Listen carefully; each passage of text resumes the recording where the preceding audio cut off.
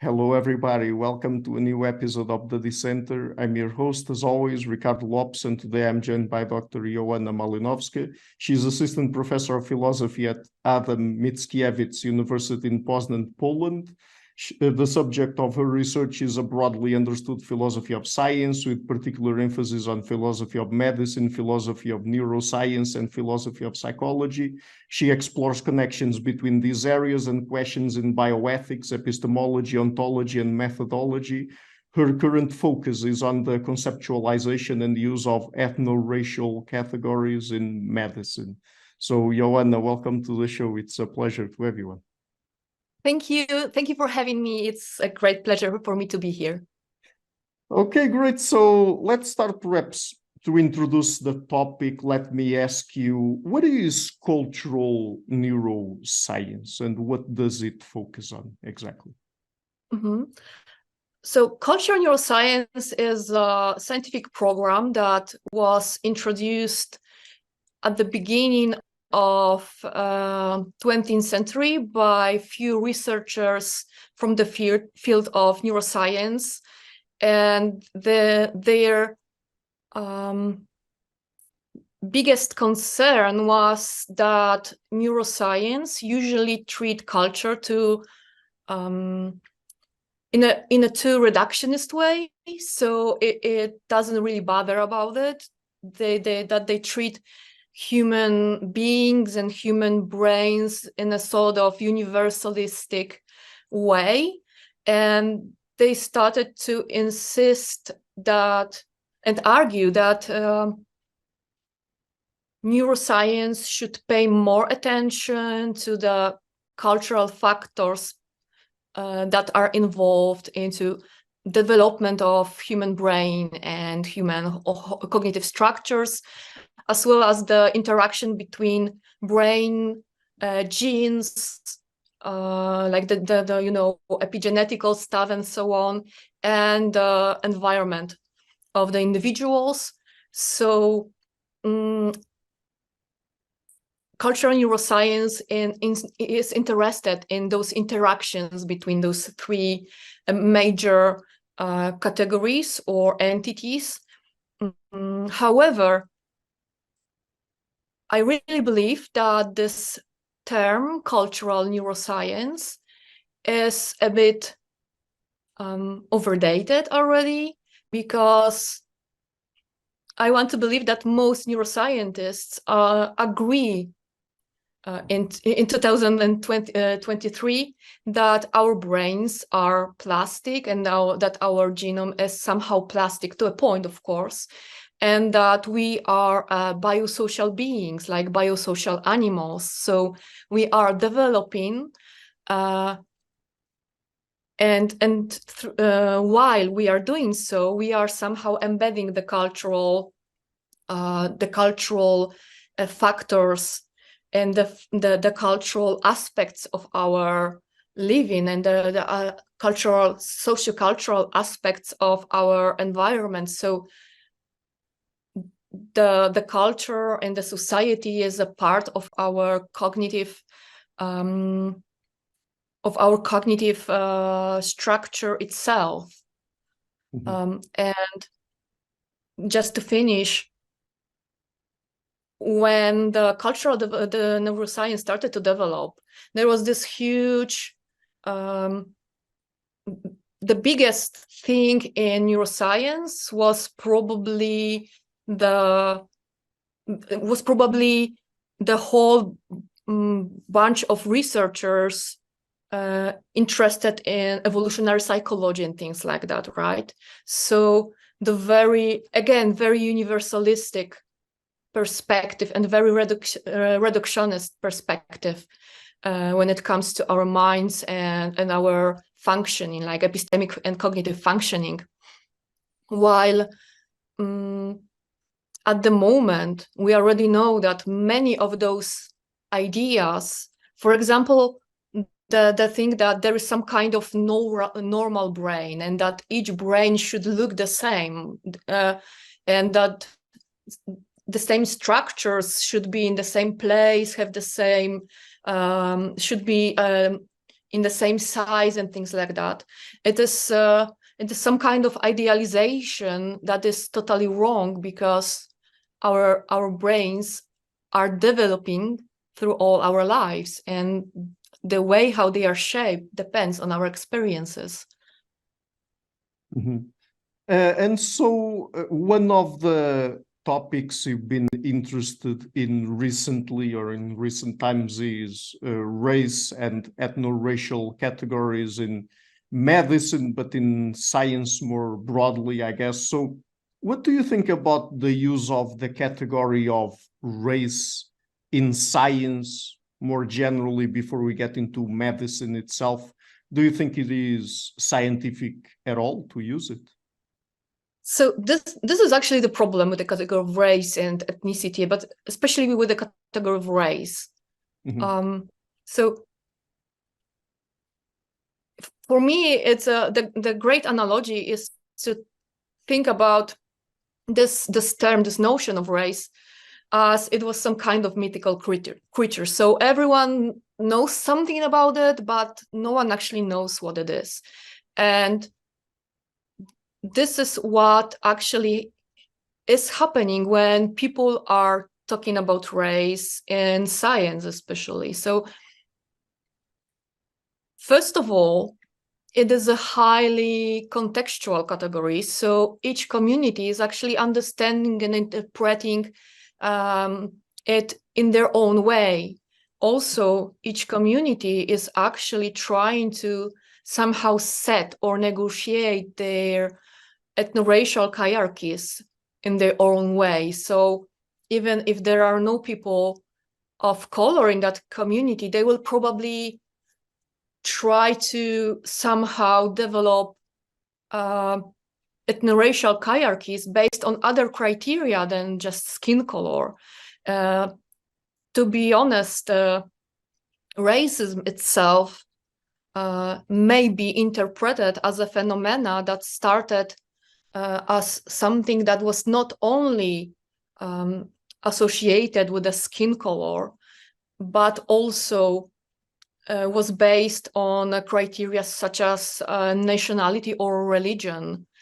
For example, in the peninsula in like 15th century, where people who weren't Catholics were were sent off because they had a different religion and they were treated differently. Also, there was this at that time the idea that there might be some kind of pure blood, and the blood that isn't pure was developed, and it was also related to the religion at first. So as I said, first of all, race means something else in different contexts, in different cultures, in different regions on our planet.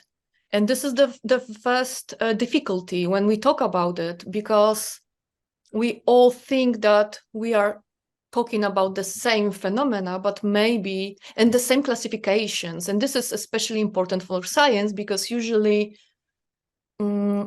when we think about race, we have this strong intuition that there are some kind of universal racial classifications, right? Like people can be divided into blacks and whites or yellows, or like this. We think about this historical classifications, that there are like Caucasians and Negroids or something like that, you know.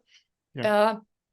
While this is just one narration about ethnoracial classifications, and in some other, like some places, there are other classifications. Another thing is that when thinking about race, we have so many stereotypes that are related to racist beliefs in races that it's difficult to somehow abstract from them. So even when research, like scientists are saying, okay, race is just a social construct. There are no biological human races. biologist agrees, like population biologist agrees that there are no human races, but maybe we will use some kind of ethnoracial classifications in, for example, in forensic anthropology. But this is not a biological race. We try to somehow relate, for example, to ancestry. Mm-hmm. But then what this ancestry means to people, especially if it's somehow related to this very universalistic classification that we all heard about, like African Americans and whites, for example. Those two major categories there, right? Or Asians as well. And so if we read a study and people are writing about someone's ancestry, and this person or those remains that the researchers are trying to identify are assigned to African Americans or whites. So what does it tell you? Even if they will later say that this is not a biological race, it is more of an ancestry, and race is just a sociocultural project, like a construct, right? Mm-hmm. You will still probably have this feeling that there is something biological there, right? And and then finally we have this problem that there are still some people who really believe in some kind of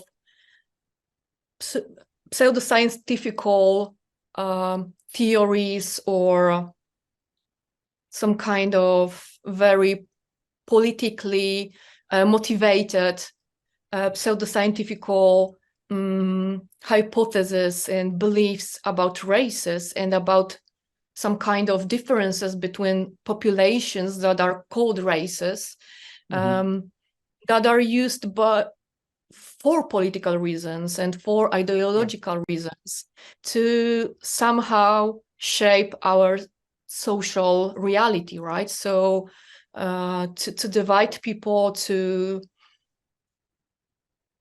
we see there that kind of racist narration about different cultures, about different nations, that they are worse than others, especially now when we have a war in Ukraine, which was strongly related to some kind of nationalist beliefs presented in Russia. At the same time, it was justified by Russia that they are fighting nationalism, right? And at the same time, there is like a huge tension between Poland and Ukraine and all of those countries that have their own historical issues that are somehow remaining racial or ethnoracial hierarchies and racist narrations. So there is a huge chaos and a huge mess, and I really believe that maybe it is a good thing to start like revising this concept.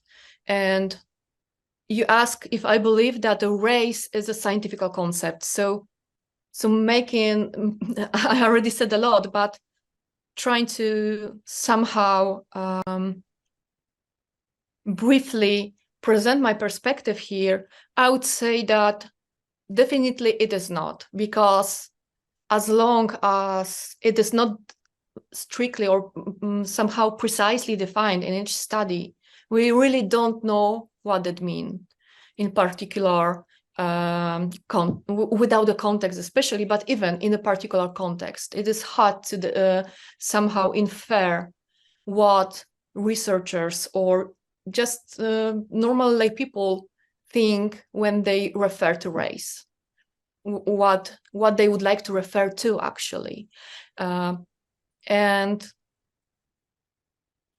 trying to, like, from the philosophical perspective, I really do believe, like, I find the arguments very persuasive, the arguments that are saying that maybe there are no races and no like the category of race is some kind of empty notion that is referring to many different phenomena. At the same time, we could say that it is very like we can understand it in a very pluralist way, right? But maybe it would be more precise to talk about racialized individuals and racialized groups, because only by changing the language here to more processual one, to more contextual one, because we are racializing others or we are racializing ourselves in some moment, right? And we can change it. It's something that is a very dynamic and not that static category race. Okay, I am that race or he is this race, but what about the fact that people are changing their ethnoracial identities, for example? What about the fact that they would be identified as having a different race just by changing their country or something like that, because in that country there is a different ethnoracial classification recognized by a government, for example. So yeah, I would say that it is not a scientific category, and probably racialization is a much better concept.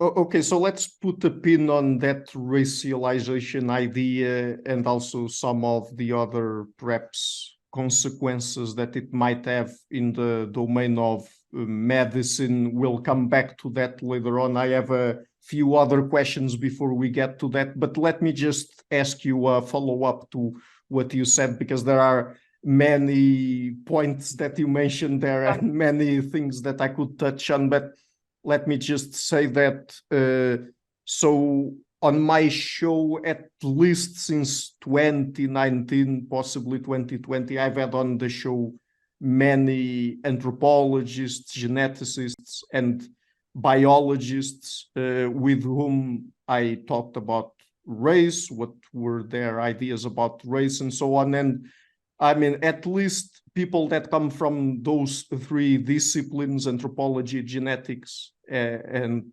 anthropology, genetics, and biology, that I think are the most well equipped to deal with this question. Not a single one said that he or she thought that race had any sort of scientific validity as a concept to it. So, but on the other hand, I guess that at least from a, let's say, sociological perspective, we have to take the category of race as a social construct more or less seriously, because it still has consequences in terms of social dynamics, how people think about people from other racial groups, and some medical consequences, as we're going to talk about later, right? So basically, I'm asking you if, even though scientifically speaking, I guess that very, very few people take race seriously, in terms of how people establish relationships in our societies, how they think about other groups of people, and how certain groups of people are treated and so on, we should take it seriously. It has some sort of social reality to it, right? So basically, yes, like making things short. Yes, of course. I didn't want to say that there is nothing like a construct that is cultural, that can be ascribed to people, and just by doing so, it can change, like shape their lives, for example, and shape their attitudes to themselves and to others. Of course, it has a lot of meaning to be a racialized person. Like we have those ethnoracial identities, and I really believe that in a racist world, each person has some kind of ethnoracial identity. Of course, each grown-up person, because as children we don't think about that kind of factors, like that kind of problems. So ethnoracial identities, as well as the whole racist structure of our world, so systemic racism and interpersonal racism, so all the interactions with other people who have some kind of racist, who probably have some kind of racist beliefs and racist biases, even if they don't want to, because we all believe in some kind of stereotypes, for example, that govern our way of thinking and behaviors, even if we want to be 100% and anti-racists and very inclusive, yet there are some kind of culturally acquired and embodied stereotypes and beliefs that may somehow came up and affect us, even if we don't know, even if we don't want to. So when the category of race is used in, for example, sociology or I don't know, like some kind of cultural studies, it is meaningful, and also it usually refers to something that exists and that really is important to investigate. Especially when it comes to cultural studies, it's very important to learn how racism and racial hierarchies shape human lives, and all of like the social structure, the social reality of our world. But still, when we think about them as about some kind of universal and objective categories, even if socially constructed, then we have a problem, because we are forgetting that cultures differ. And this is the problem, I believe, that because we hear this very common, in philosophy we would say, like racial talk, US racial talk, that is based on US ethnoracial classification and their social situation, social contexts and economical contexts, and all the historical context and geographical context that shape the situation in US, and how race is interpreted there, then it is very easy for all the people to somehow I don't know, somehow believe that this is the way that like racial divisions are shaped generally, and that's it. But no, it's not true. Like, this is very complex problem that may different communities in a way that they shape their, as I already said, how they shape their ethnoracial hierarchies, or the privileges that are given to different populations and different different members of those populations. So the problem is not the concept itself. Maybe the problem is not the concept itself, but the fact that we think about it in a very, so I will probably sorry, I will say the same thing as I said before. So we think about it in a very static and very universalistic and essentialist way. Mm-hmm. And when we think about essentialist category, about the category in an essentialist way, and that category itself is somehow associated with essentialist beliefs about the race, then it's very easy to skip from this point when we remember that we are talking about a very contextual and very processual and very dynamic and diverse category that is a sociocultural category construct, to a place when we go back to this essentialist belief that there are some kind of biological races. And and the way we talk about it, about race, the way how we describe it using certain words is problematic. And this is where racialization probably works better again, because it is not like an object, a verb, right? A verb? No. No, I'm not very familiar with English grammar, sorry. I think it's a noun, right? Racialization. So it is something that is happening. Someone can do that. It's not, this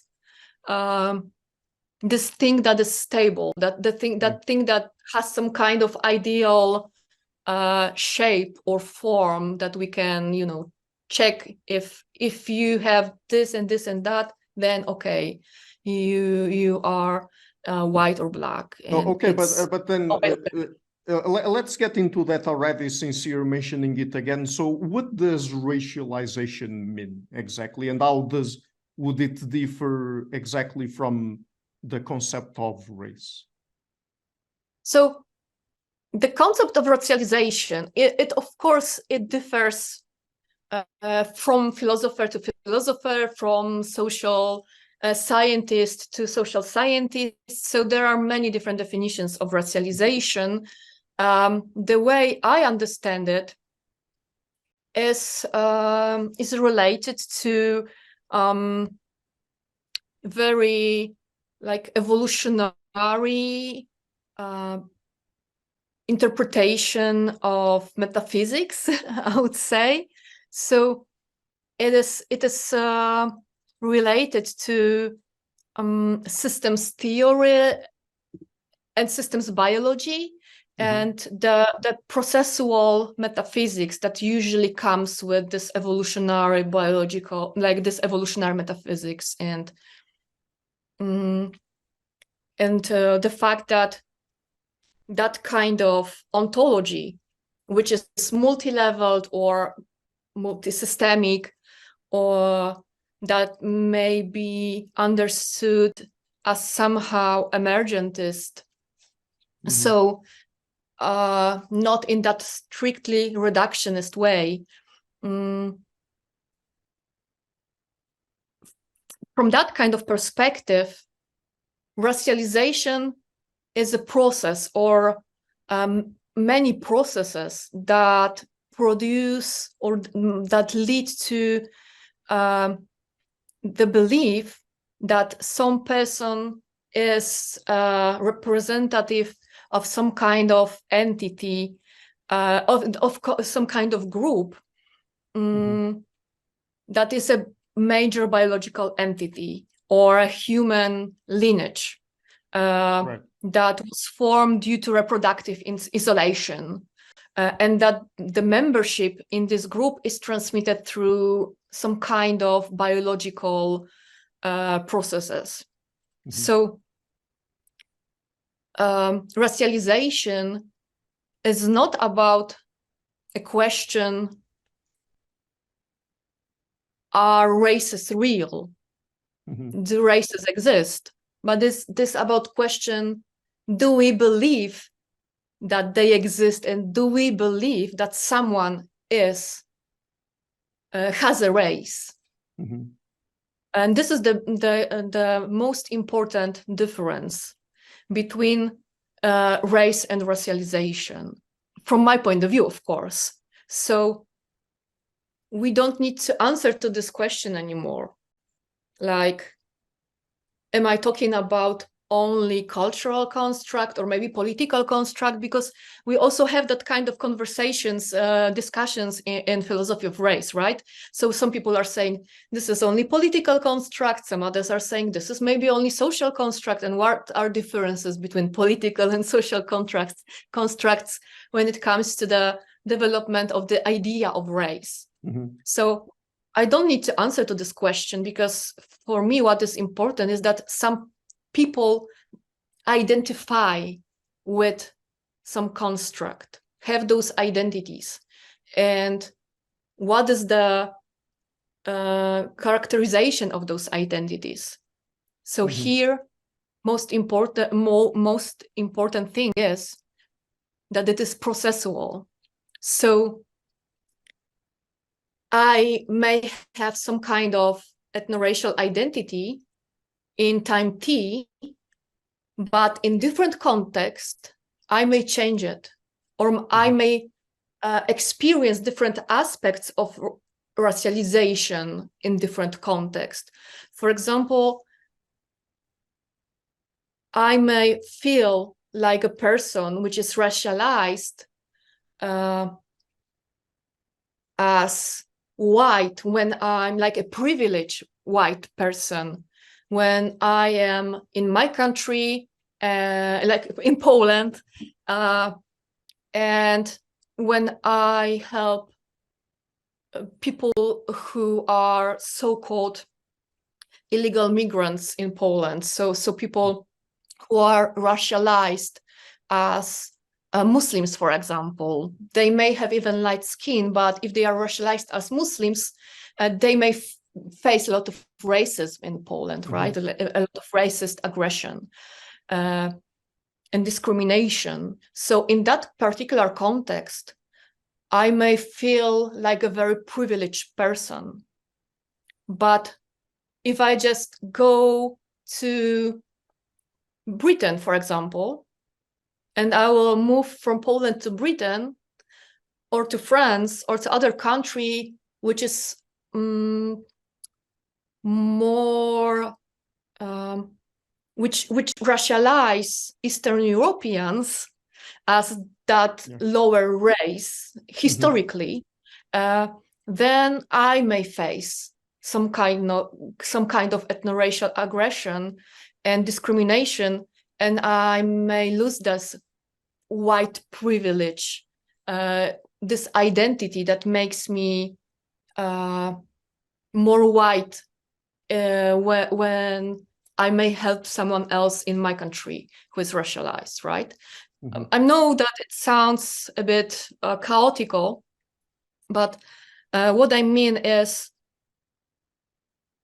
we can change those identities, but also we can, this ethnoracial identity and the fact that someone is somehow racialized, it has some kind of state of racialization, I would say, it occurs on many different levels. So you may be racialized on the level of environment differently than racialized on the level of some kind of a sociopolitical processes that I don't know, recognize your identity as something else because, I don't know, some law changed and now you are not a white, but you are now a Latina, right? That kind of changes happened in our cultures a lot of time, mm-hmm. Many times, sorry. You may also feel differently than how people see you, right? So it's also something else to be racialized by others and to have this ethnoracial identity and to racialize yourself. And in all of those contexts, that kind of the racialization is something that is happening and is changing. So I'm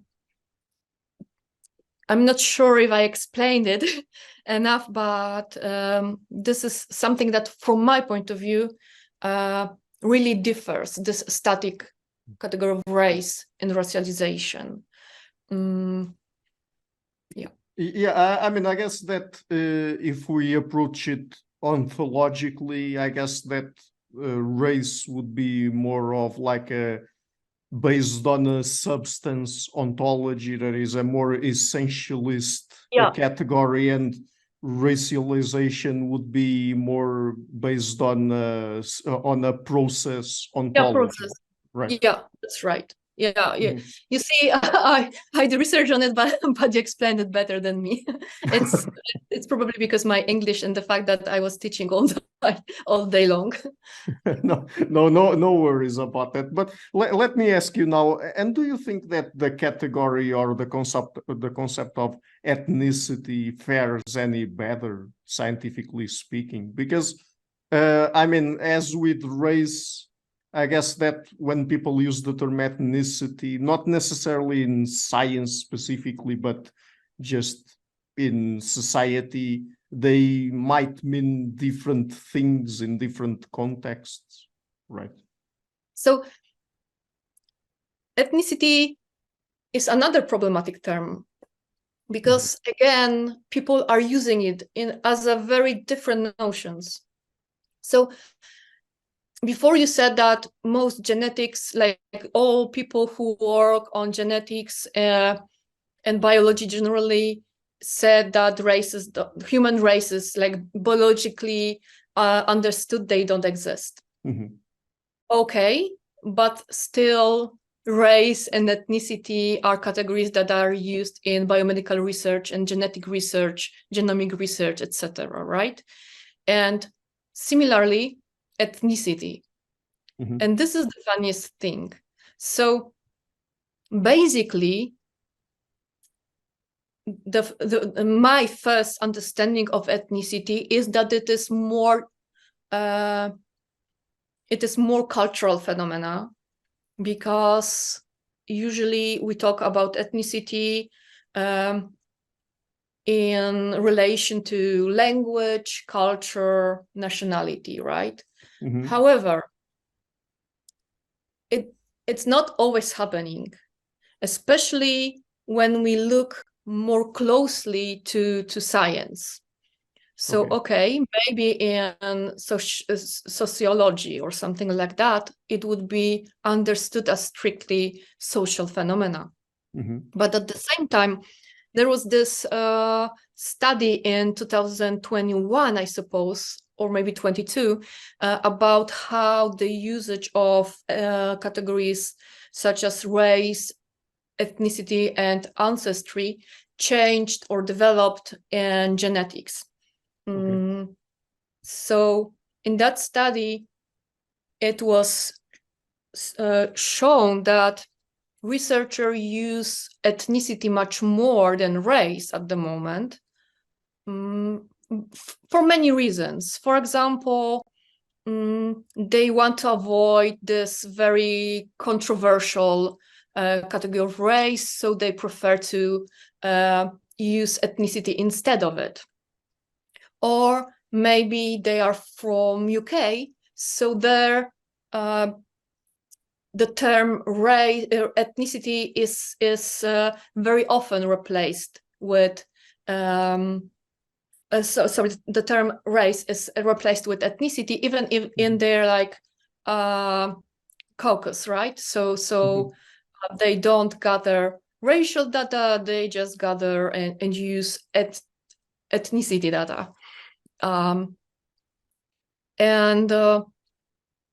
In such a situation, we have those studies in biomedicine, like in genetics, genomics, that still recognize populational, like differences between populations on the basis of a category of race and ethnicity, or only ethnicity even. So then if ethnicity has something in common with some kind of biological differences between people, and additionally, and it was also researched, like I even described this such situations in one of my papers. If additionally we apply that US racial talk to those this term ethnicity. So if we will understand ethnicity as some kind of proxy for racial classifications, then there is a huge mess here, because instead of trying to de-biologize or de-essentialize race, we are doing completely opposite. So we biologize and essentialize ethnicity. There is a lot of papers where you can find information about genetical differences, like in some kind of genetic polymorphisms, for example, between populations, and those populations are described with the relation to US ethnoracial classifications. So as African Americans, whites, Native Americans, Asians, etc. So then what that kind of ethnicity mean?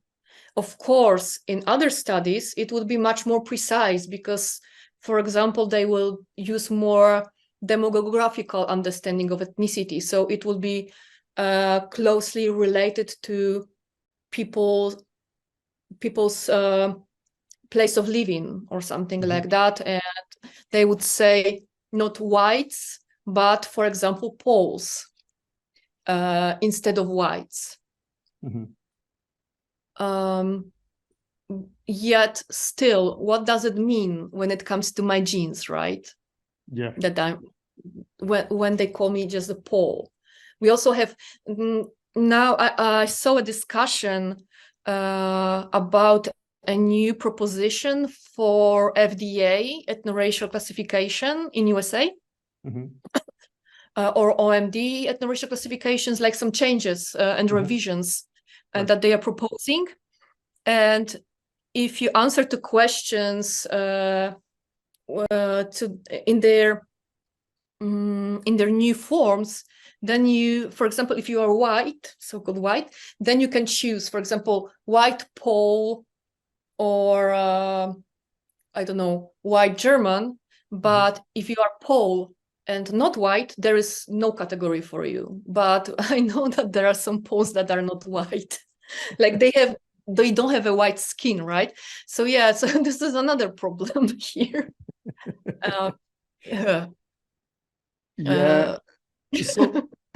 So perhaps let me ask you a somewhat broader question, because we've already seen here, and also again mentioning some other interviews that I've had over the course of the last few years with geneticists, anthropologists, and biologists on the show, and people can go back and check them out. Some of them have even race on the title, so you can get there easily.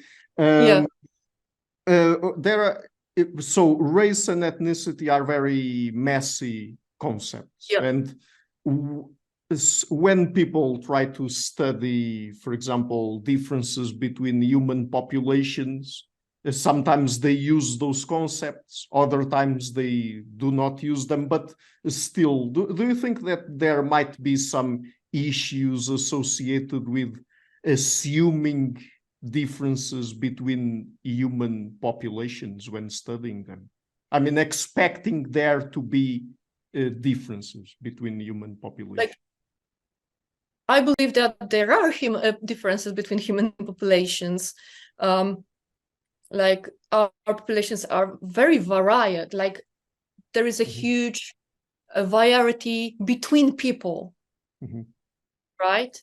And of course, it would be silly to say that there are no genetical differences between people. Yeah. Or there are no, I don't know, like other differences between people. There are those differences, but race and ethnicity are a very shitty categories to be used to study those differences. For all of those reasons I talked about, also like usually race and ethnicity, like ethnoracial data in US are gathered by information about people's self-identification, right? So their self-identity. But what this self-identity, what it tells us about their genes, it is difficult to say, right? And again, what the fact that I live in Poland, so I am a Pole, say about my genes? Something probably, but we know that our researchers, our studies, our science can be and should be much more precise. And this is something that may sound funny, but like in this part, like in my part of the world, so Eastern Europe, people moved a lot because, for example, because of World War II, right? And a part of my family is from Volhynia, so a place in contemporary Ukraine. They had to, most of them were killed by nationalists, and some of them escaped to Poland.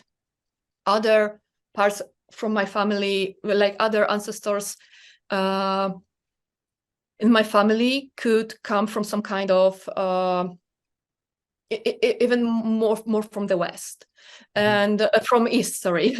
So my genetic, my DNA and my genome is a bit mixed. So why it matters and why I am talking about it?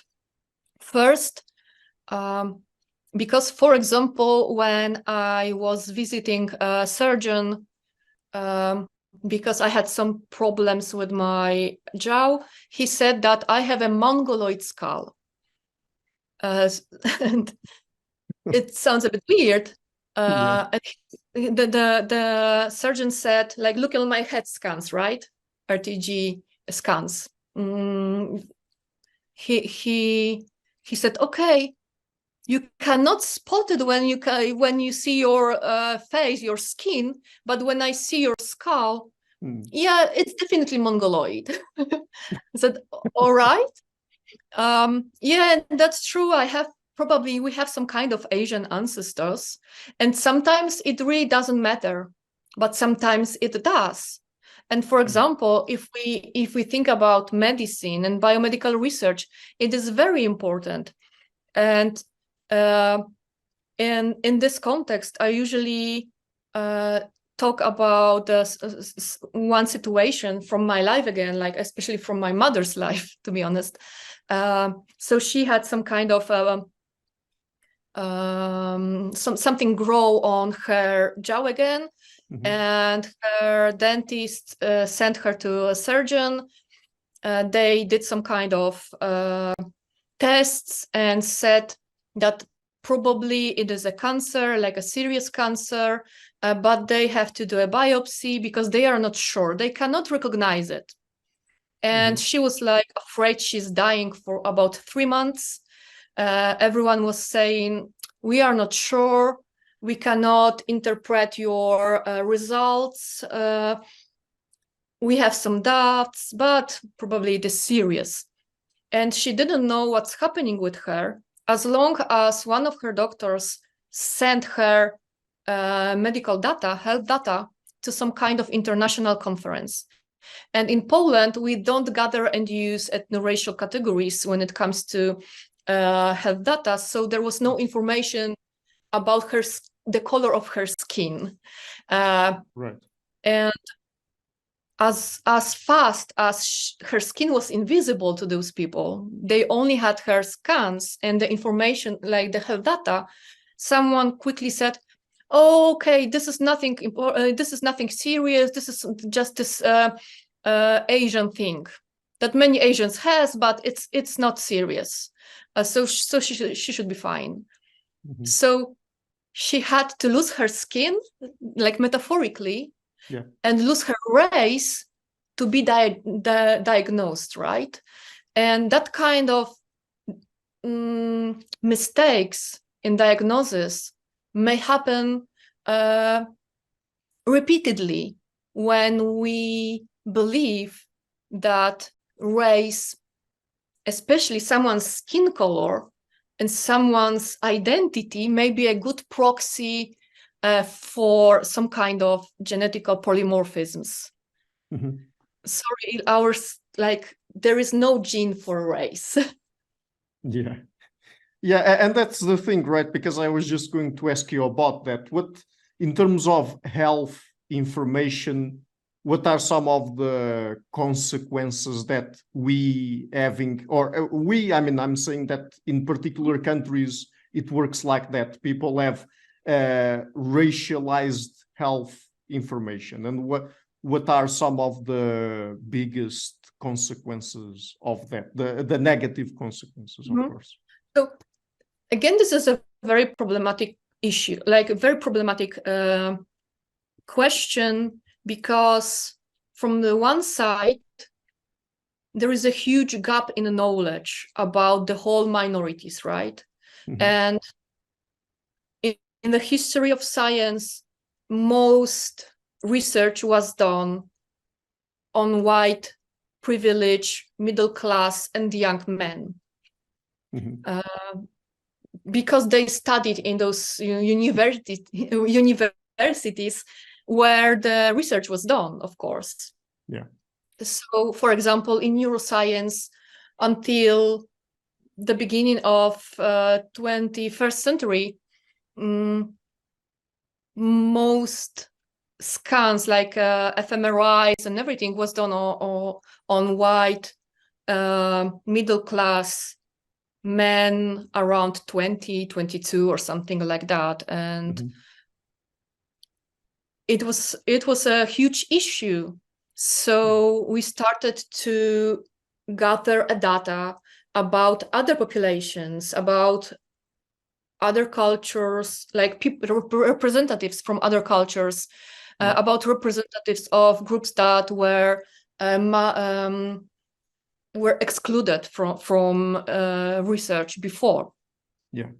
And this is great because we need to know more about women bodies, about bodies of people who experienced racism, bodies of people who have totally different experiences than ours, how it affects them, how different geographical environment or economical environment changes and affects us.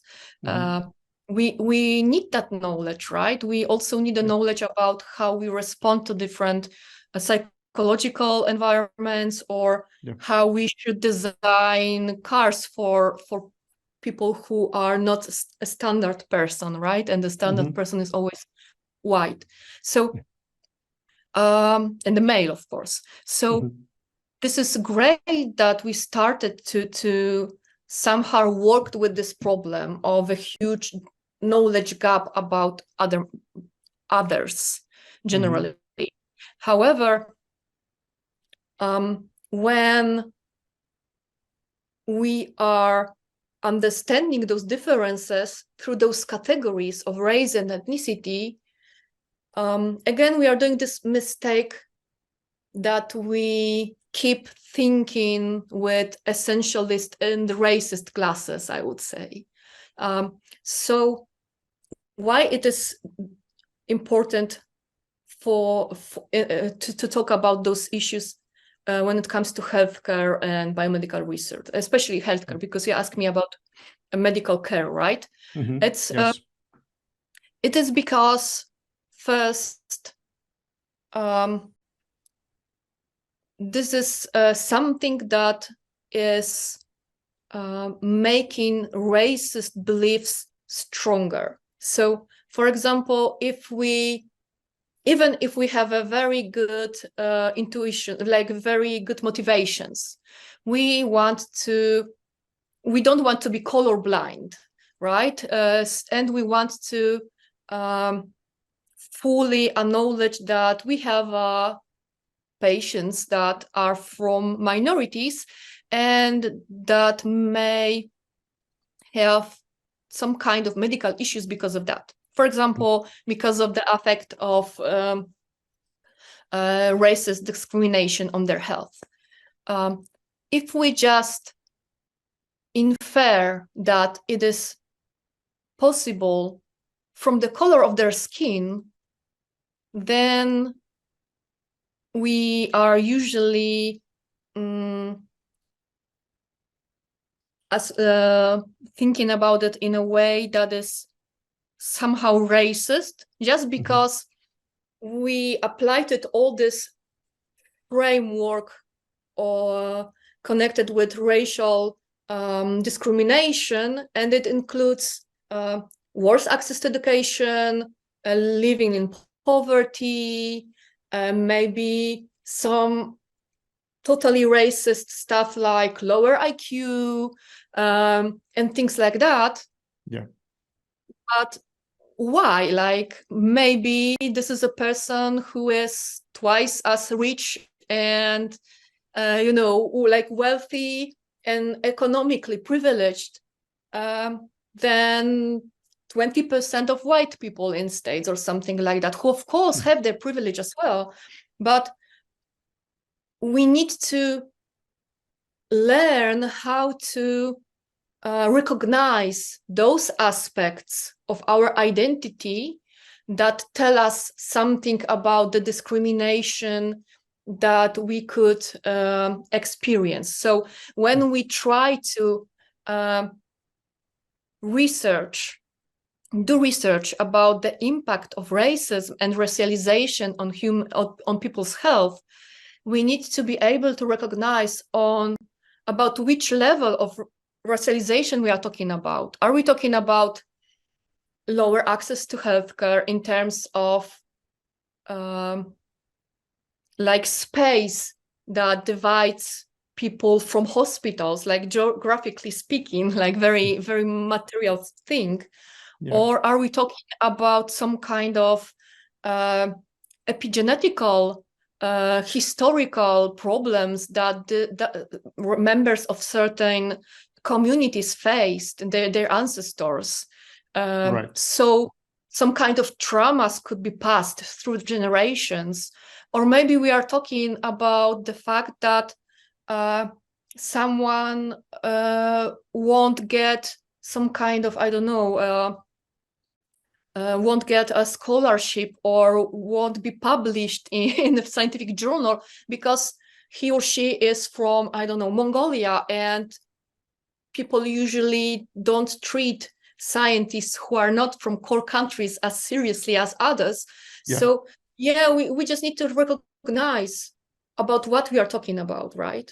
And when we just use race and ethnicity, they are just two broad concepts. They relate to so many different ways of discrimination, to so many different experiences, to so many different things that no one knows about what they're talking.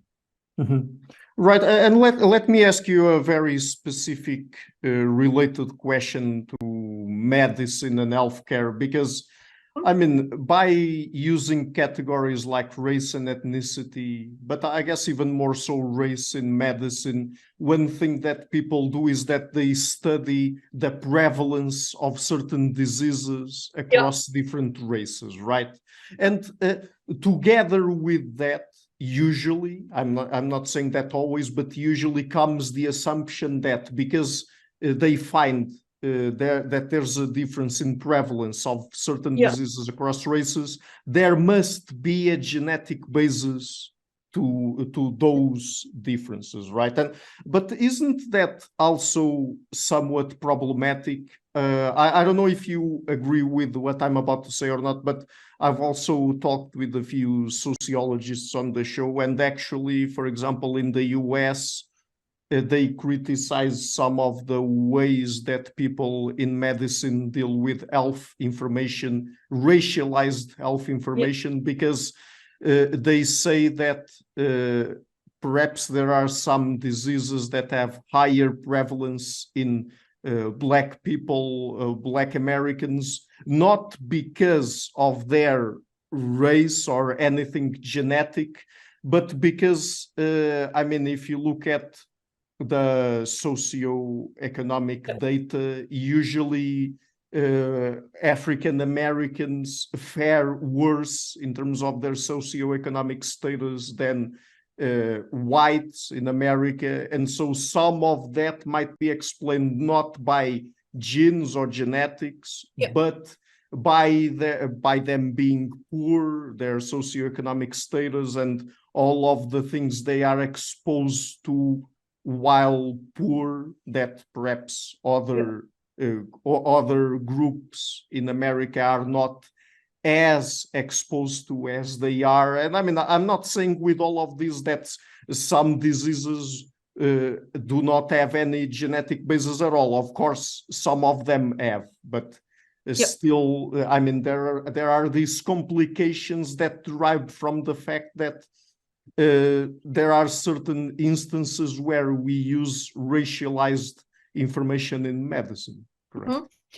Yeah, so I was talking about it actually. Like, there are some kind of differences that are caused by social, cultural, or economic, environmental factors generally, that may be spotted and recognized as racial differences, but they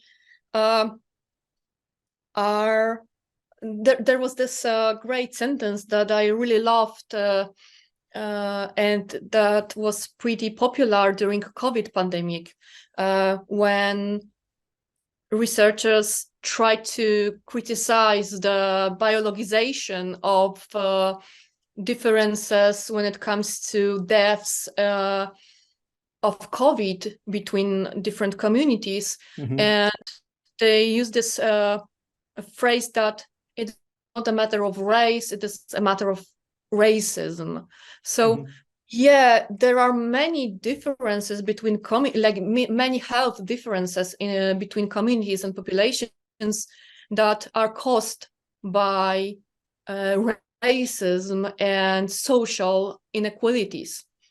Right. However, there are also some kind of differences between populations that are caused by our genes. But yet, as I said before, category of race and ethnicity are not perfect categories to be used as a proxy for those differences, as well as our features such as skin color, right? Like our skin color may be important if we want to study how we actually gain vitamin D, right? Because this or perhaps, for example, differences in melanoma in developing skin cancer and cancer. So let's use skin color when we are researching something that is connected to skin color, right? But then category of race and ethnicity say us nothing. We just need to use, some kind of gradient that is related to colors, because I'm not sure if I'm right, but I would say that many people who are white have a lighter skin and darker skin. Like my skin may get very dark during summer, but I know some people who just go outside and get burned in like 10 seconds, right? And there probably is some difference here as well that should be researched. So yeah, if we think that our patient, for example, or if we think that in our study something may be caused by a difference in skin color, then focus on that. Mhm. If we think that some kind of differences between populations or communities may be caused by socio-economical factors, then we should use some kind of measures, like frameworks that measure socio-economical differences and vulnerability. Sorry, I cannot pronounce this word. But vulnerability. Yeah, this one. So if we think that some differences may be caused by some kind of differences in health literacy or diet, we should look at those, but not race in general, because all whites don't eat the same food and all blacks don't eat the same food, right? So we just need to be more precise about what we are researching. And this is what I'm trying to say, that in some cases, ethnoracial identity may be very important.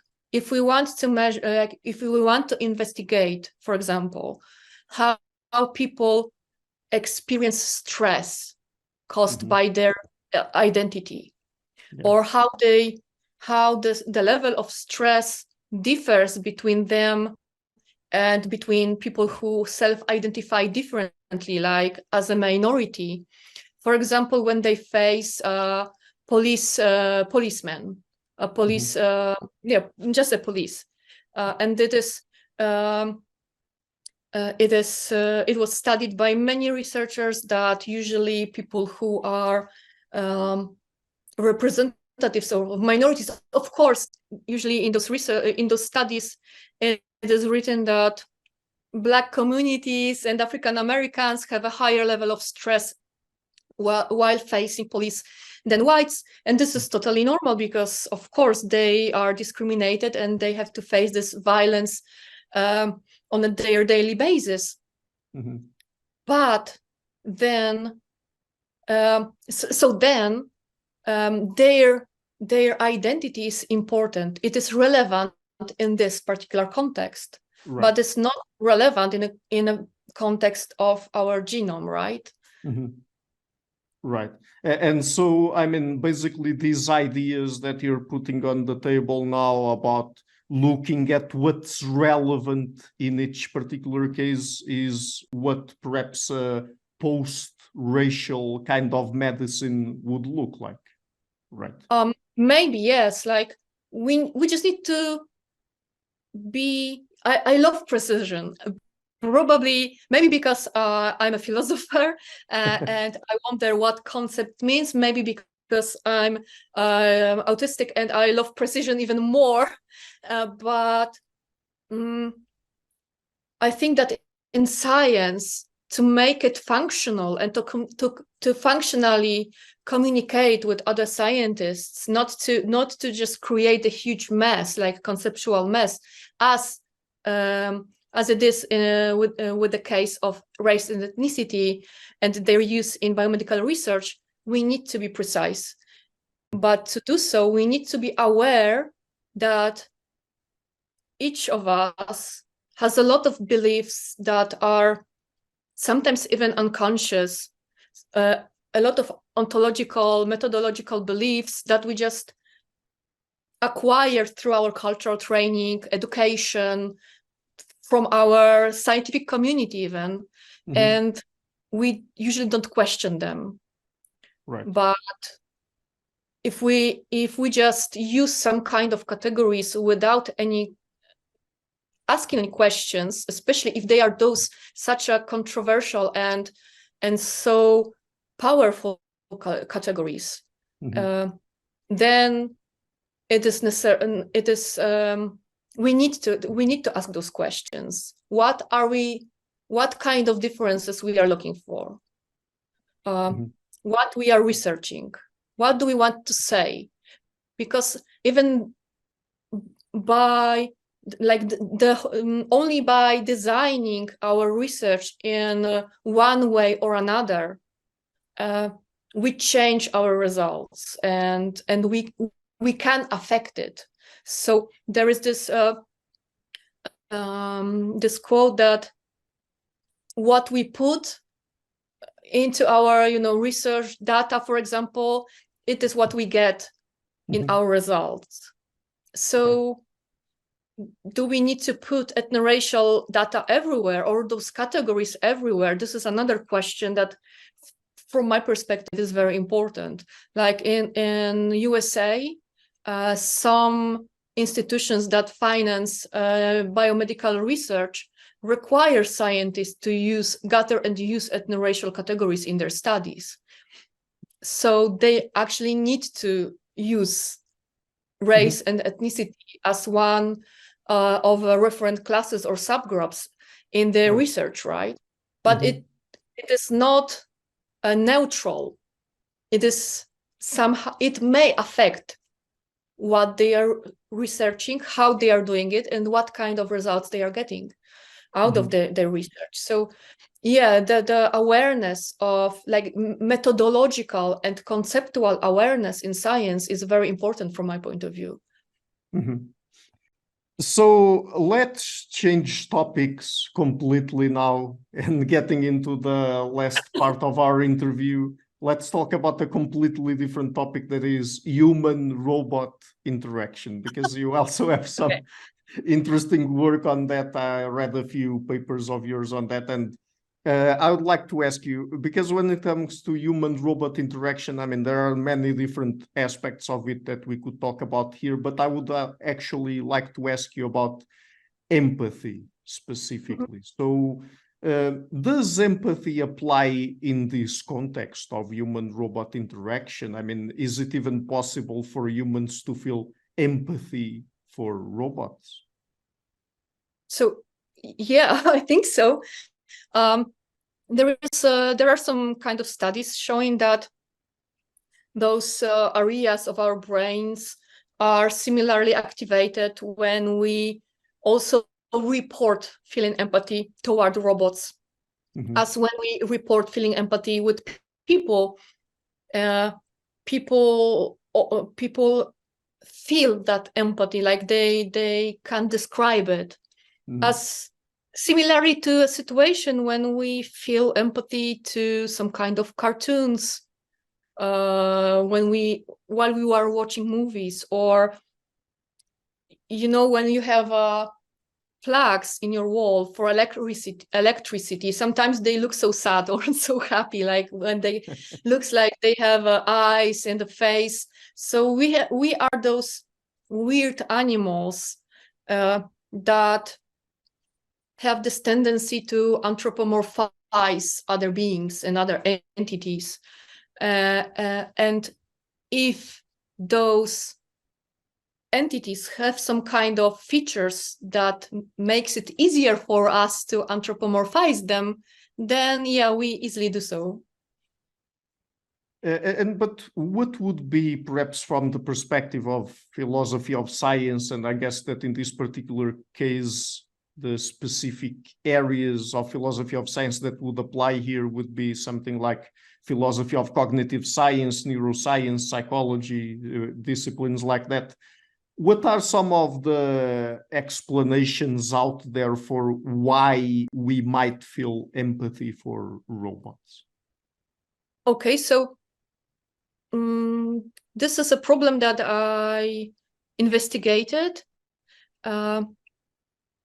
as a result of my previous research on other race effect and using category of race in neuroscience, because I had to write something about robots being a part of the team where the PI asked me, okay, you should do so. So, you don't have a job, you have to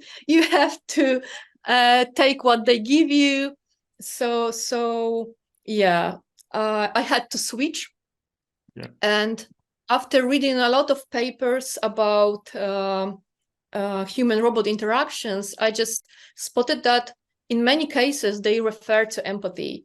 And as I already told you, I love precision, but I saw that this notion empathy is used differently and understood differently in almost every study, and that's okay. We can agree that sometimes when some kind of concepts, even if no one knows what they mean, they are used, but they works, that's fine, that's fair enough. But at the same time, I spotted that first, those interactions and our ability to empathize with robotic agents depends on factors that are very similar to those that shape intergroup relations between, for example, representatives of different ethnoracial groups. So that many different factors may shape our attitudes toward robots, and they may affect the way we empathize with them, or if we empathize with them, or how is the level of this empathy. And the third thing was that I also, as a philosopher, I know that many of us are very conservative in a way we understand such a basic concept such as society.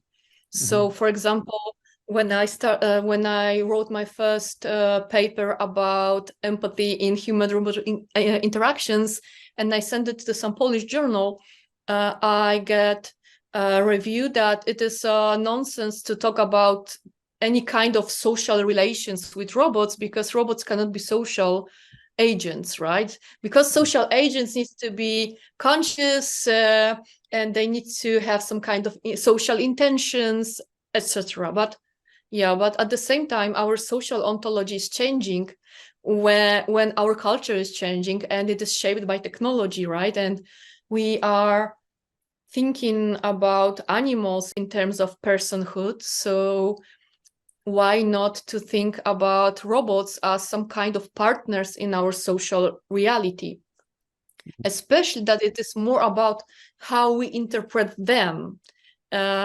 than if robots feel empathy, because of course at this stage of our technology it's a very abstract question. My question was more about, is it useful, or is it justified to use the term, from methodological point of view, to use the term empathy while studying interaction between people and robots? But, and yes, it is, from my point of view, it is very there are many arguments supporting the thesis that empathy is something that can be successfully used in human-robot interaction studies. First of all, as I already said, people report feeling empathy. Then head scans and fMRI studies show similar levels of activity in similar brain areas. Right. Third, then the most important thing is that the function of social robots is to somehow get into social interaction with their users, right? For example, to become a substitute of human relations when it comes to elder people in houses when they feel very lonely. It's getting more and more popular, even here in my city in Poznań, in some hospitals or places where with many elder people. We have those small, not seagulls, but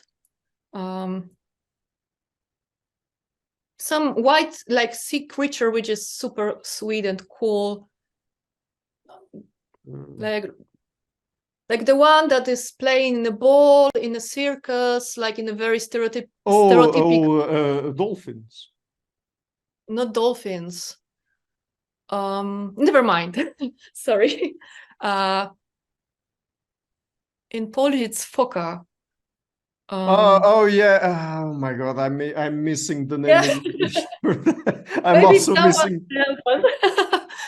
It's a sea. It's not sea lion, or is it? Yes. Yeah. I don't know why Look, I'm also not sure. At least at the moment, I'm not sure if it's sea lion or not. Yeah. So sorry, people. Excuse us. We are obviously. I usually do not talk. I usually do not talk about these animals in English. These creatures, yeah. Me neither. So yeah, they are used in many that kind of situations where as a substitute of human interactions, like social interactions, and it is totally relevant because our societies are getting older and we have to do something about it, right?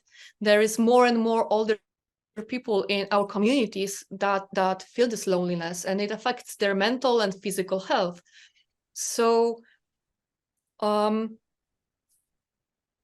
yeah, why this is a question, like why bother? Okay, there are those studies that use this term empathy, people report it, so why it's something to talk about, right? Even if some philosophers said it's a nonsense because robots cannot be social, it is just one person in Poland, right? But yeah, but I thought that maybe again it would be much more functional and much more useful if we try to somehow recognize how this empathy thing is understood in that kind of research, and what does it really mean, and is it the same empathy as we feel when we have a contact with people or not? Usually empathy is understood as some kind of relational, like something that you feel because someone else felt, right? It's like a co-feeling, right? Like some kind of affect because someone else felt something. There are those theories about mirror neurons and things like that. It's not that important in this context, but what is important is, all right, so how can we empathize with something that doesn't even feel, right? Why should we research something like this? First, as I said, because this is the function of those mechanisms. They in some cases, they should make us feel empathetic. But in other cases, in other situations, we should also know how to stop this some kind of empathic relation, because it might be unfunctional or unuseful. For example, as in the case of military robots, when they should just be some kind of like, they just support human operators and human forces on the front line. But if those people who work with those robots feel empathy towards them, then their life may be endangered. And there are some cases of such situations, right? So we have to know, first of all, we can learn a lot about ourselves, about our ability to empathize with others by studying human-robot interactions. Because it's much easier, for example, to repeat some kind of experiments with robots than to repeat them with people, to somehow, I don't know, to check how we replay, or like how we react to when we see robots being hurt, then how we react seeing people being hurt, right? So yeah, we can learn a lot about empathy in people, like, by that kind of research. And I think it's fascinating. Also, I think it's fascinating how we understand empathy. Maybe it's not something very like substantial. Maybe there is it is more a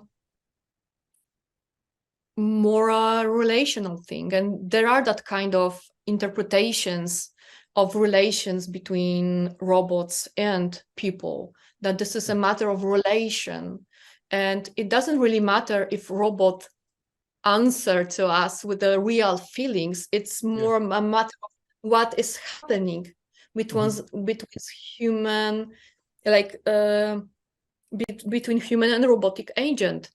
And I think when it comes to social robots, especially when it comes to those who could work in healthcare, for example, this question about this relation and how to design this relation, how we should design the look of the robot, its name, its voice, because all of those little details matter when it comes to our interactions with others, because we may feel more familiar with them or less familiar. We may feel endangered or not by someone who is too different than us or too alike as us. So trying to answer to a question, is there real empathy in those interactions? I understood that, okay, there are really more interesting questions there, like what kind of factors shape this relation, how we can change it, in which situations it is good to somehow heighten this level of empathy towards robots, in which we should somehow lower it, and how it can change our society as a whole, if we will use that kind of manipulations. Also, what kind of dangerous comes with a manipulation with our empathetic reactions to robots. We can easily imagine that some kind of very cute puppy-like robots will ask us to, for example, will be sold as a toys, and ask our children to buy them more I don't know, toys or clothes or other kind of stuff, or some kind of applications, and by doing those cute faces like from Pixar movies, they will just manipulate our reactions and make us feel pretty, vulnerable to what they ask for, especially if they will create relations with the youngest children, for example, right? So yeah, there are a lot of questions here that are very interesting from my point of view, and empathy is just the question about empathy is just a starting question here, probably. No, that is all very interesting, and I guess and this probably will be my last question, but you mentioned something at a certain point there. You mentioned the relational aspect that perhaps many people question, that we are really able to establish some sort of relationship with robots. But actually, I mean, there are people out there that report experiencing a sort of relational thing, right, with robots, like, for example, social robots, and now and then you hear it also applied to sex robots, for example. So that's something that we also have to consider. It's not just because robots might not be able, at least at this stage, and I'm not sure if they ever will be able to do that, to feel something about us, to have, for there to be some sort of, let's say, emotional reciprocity or something along those lines, that people do not sometimes think about think about their robots, the robots they use or interact with in certain ways as having a relationship with them, right? Yeah, like this is happening all the time when people fell in love with robots, for example, or robotic dolls, those sexual robots. There is maybe more radical form of such a situation when people suffer from something called objectophilia, and they fell in love in objects. So, for example, there's this story about a woman who fell in love with Eiffel Tower, right, or things like that. Yeah. But when it comes to social robots, the question is how we define emotions and how we define relations and what really matters to us, right? Can we say that we feel sad because something happened to robot? Yes, of course, we can feel sad in such a situation. There are examples of those movies from Boston Dynamics, right?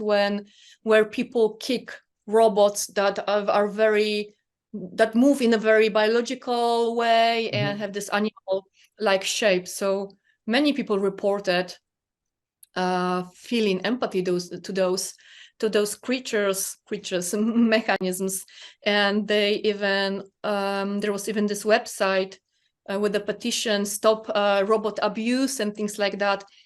So yes, of course, it is similar to our human interaction from my perspective. Like, I don't know if people who I know, who I trust, and who I take care for are not, for example, psychopaths and just don't manipulate me, right?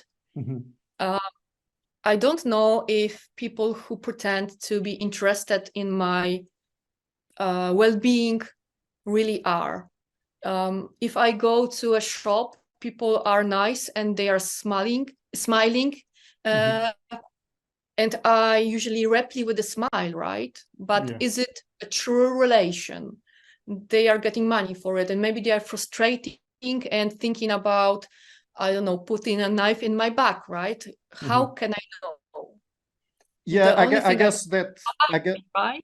I guess that what you're alluding to there is the fact that, okay, so when it comes to robots, perhaps there's nothing there, at least on their side psychologically, but sometimes when it comes to humans themselves, there can be something there, but it might be deceitful sometimes. And so, I mean, the things we attribute to other people might not correspond to reality. No, I wanted to say that does it really matter if robots are responding with the same kind of like something similar?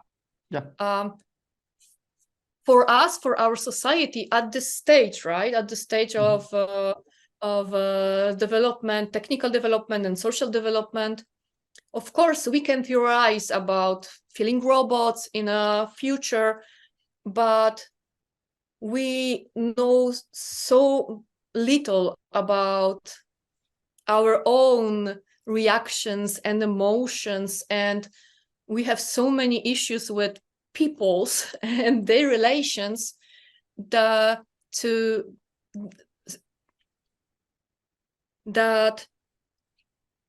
having those robots and being able to investigate some of those questions by looking at them, and maybe also to co-shape and answer to some of the needs of people with the use of robots.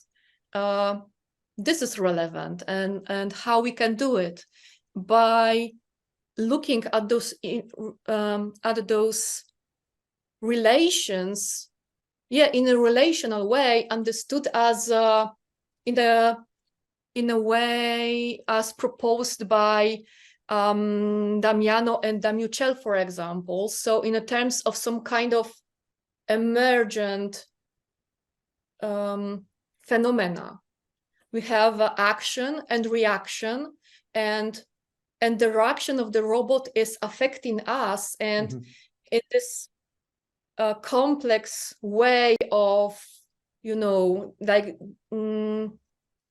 some kind of dialogical behaviors, something new is emerging, and this new thing is probably more and 100% more important to us, because we are this conscious and intentional partner of this interaction. And this is what is crucial here, that whatever robots do and can, I'm not gonna say feel, because of course it is a nonsense, but whatever the robot can process, maybe, it is not that important at this moment, right?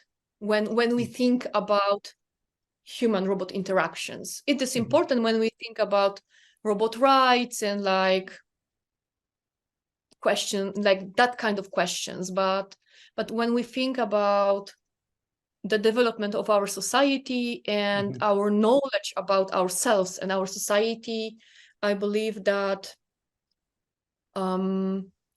there are concepts of empathy and emotions that are much more interesting than just saying robots cannot empathize, they cannot feel, so we cannot empathize with them, because this won't be a real empathy. So you are all diseased, like you are all lying to yourself. You cannot have those feelings, and if you think you have those feelings, yeah, it is not true, right? This is very uncreative way of talking about that kind of problems from my perspective. It's easy to say you are lying to yourself. It's much more interesting to say maybe there is something here that is happening, and we have to investigate this, again, process, right?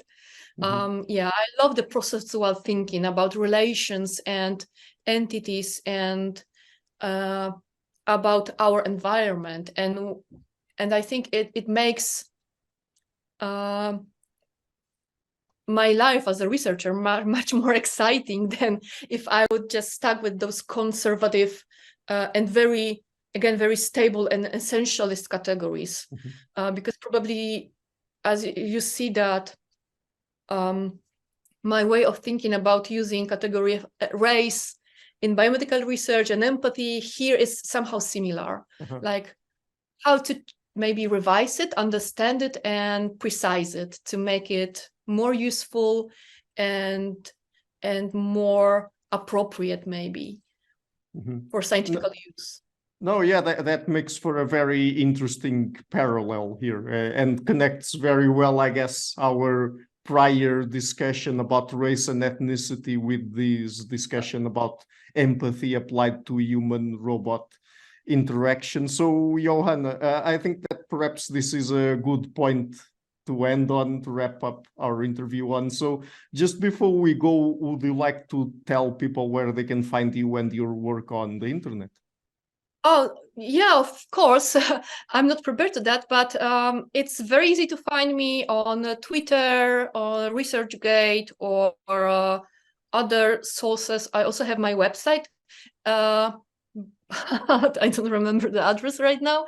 However, if you look for Joanna Karolina Malinowska on the Twitter or ResearchGate, or my university website, there is a link to my site as well. So yeah, if you are interested in anything I do, you can always email me, or yeah, I will be very happy to answer to any question. And thank you one more time for your invitation, Ricardo, and it was a huge pleasure and a huge honor for me to be here. Sorry for being so chaotic, and sorry for my language problems. But I hope it was a pleasure, somehow interesting for you. Thank you for all of those who listened to the end. No, really, no, look, it was great. I had lots of fun talking to you. So thank you so much for accepting the invitation. And if you're open to it, please come on the show again somewhere in the future, because I bet that we will have some other very interesting things to talk about. And thank you for your kind words, and thank you again for coming on the show, of course. Thank you very much. Hi guys, thank you for watching this interview until the end. If you liked it, please share it, leave a like and hit the subscription button. This show is brought to you by Enlights, learning and development done differently. Check their website at enlights.com, and also please consider supporting the show on Patreon or PayPal. I would also like to give a huge thank you to my main patrons and PayPal supporters: Per Ergo Larsen, Jerry Mullerens, Frederick Sundo, Bernardo Seixas, Olaf Alex, Adam Kessel, Matthew Whittingbird, Arno Wolf, Tim Hollis, Eric Alenia, John Connors, Philip Forrest Connolly, Dan Demetri, Robert Windiger, Rui Inácio, Zup, Marco Neves, Colin Holbrook, Phil Kavanagh, Mikkel Stormir, Samuel André, Francis Ford, Tiago Nunes, Fergal Kossen, Hal Herzog, Nuno Machado, Jonathan Librant, João Linhares, Stantantia, Samuel Correia, Eric Hines, Mark Smith, João Eira, Tom Hummel, Sardas France, David Sloan Wilson, Yacila Dez Araújo, Romain Roach, Diego Londonho Correia, Yannick Punter, Dana Rusmani, Charlotte Bliss, Nicole Barbaro, Adam Hunt, Pavlo Stasevski, Nelek Bach, Guy Madison, Gary G. Allman, Sam Afzal, Adrian Yeager, Paul Tolentino, João Barbosa, Julian Price, Edward Hall, Edin Bronner, Douglas Fry, Franca Bortolotti, Gabriel Ponce Cortez, Ursula Litsky, Scott, Zachary Fish, Tim Duffy, Sonny Smith, John Wiseman, Daniel Friedman, William Buckner, Paul George Arnaud, Luke Lowacki, Georgios Theophanos, Chris Williamson, Peter Wolozin, David Williams, Diogo Costa, Anton Erickson, Charles Murray, Alex Shaw, Maury Martinez, Coralie Chevalier, Bangalore Atheists, Larry Dealey Jr., Old Erringbone, Sterry, Michael Bailey, Dan Sperber, Robert Grassi, Igor N., Jeff McMahon, Jake Zool, Barnabas Radix, Mark Campbell, Thomas Dovner, Luke Nissen, Chris Story, Kimberly Johnson, Benjamin Galbert, Jessica Nowicki, Linda Brandon, Nicholas Carlson, Ismail Benzliman, George Coriatis, Valentin Steinman, Per Crowley, Kate Van Goller, Alexander Hubbard, Liam Dunaway, BR, Masood Ali Mohammadi, Perpendicular, Jonas Hertner, Ursula Goodenough, Gregory Hastings, David Pinsoff, Sean Nelson, Mike Lavigne, and Dios Necht. A special thanks to my producers, Isar Webb, Jim Frank, Lucas Stafiniak, Tom Vanagdam, Bernard Ugnik, Curtis Dixon, Benedict Mueller, Thomas Trumbull, Catherine and Patrick Tobin, John Carlo Montenegro, Alnick Ortiz, and Nick Golden, and to my executive producers, Matthew Lavender, Sergio Quadriano, Bogdan Kanivets, and Rosie. Thank you for all.